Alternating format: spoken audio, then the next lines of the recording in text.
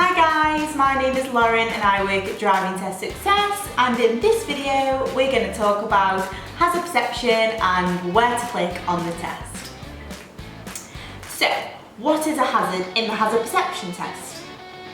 Well, a hazard is something which makes you change speed, direction or stop. Okay? You'll encounter loads of hazards in your day-to-day life when you're on the road. These could be things at roundabouts, at junctions, just driving along the road generally, at crossings, the list goes on.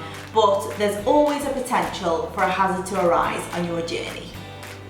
However, you will not be scored on static hazards in your hazard perception test, you'll be scored on a developing hazard. So, what is classed as a developing hazard? Well, a developing hazard can be anything from a pedestrian stepping out in a road, a child coming from behind a parked car, or even a car reversing out of a driveway. As part of your hazard perception skills, it is essential that you learn to look out for any hazards that have the potential to move into developing hazards.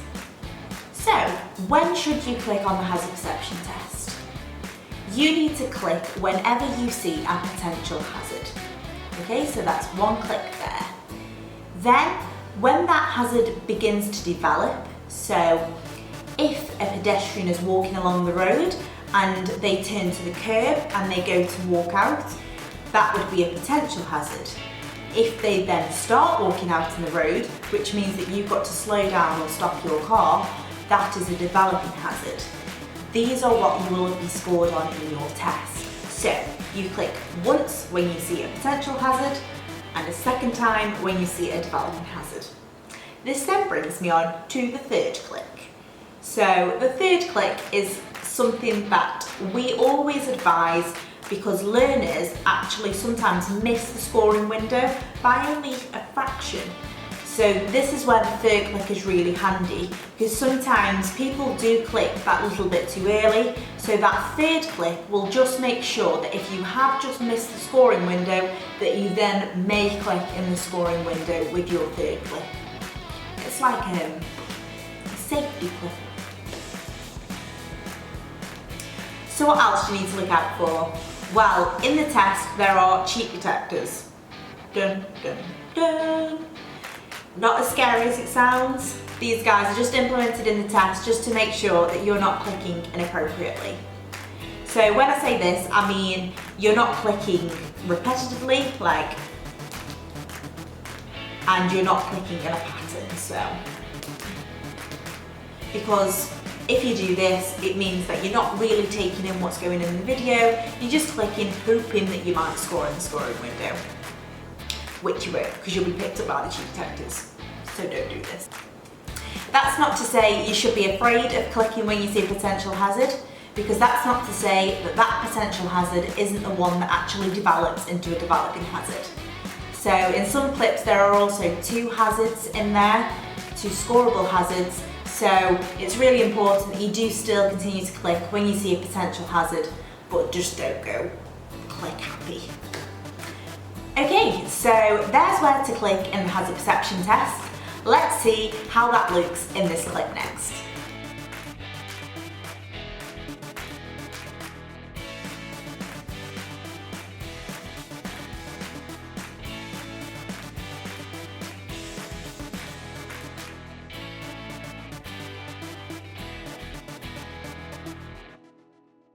You are driving through a suburban area on a clear, dry day. Arrows on the road inform you to keep left of the hatched markings as you approach the central island.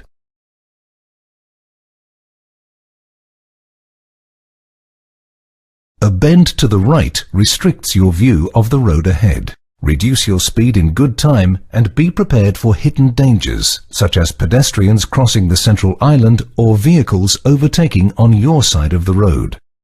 How soon did you spot the emerging cyclist on your left? Reduce your speed, keeping a safe distance between you and the cyclist at all times. Do not attempt to overtake until there is sufficient space.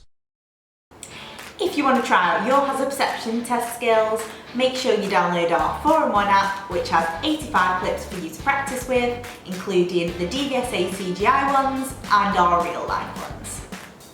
And just to summarise, you need to score 44 out of 75 as a minimum in your hazard perception test to pass. So use the tips that we've mentioned in this video and you'll pass with flying colours for sure. Bye!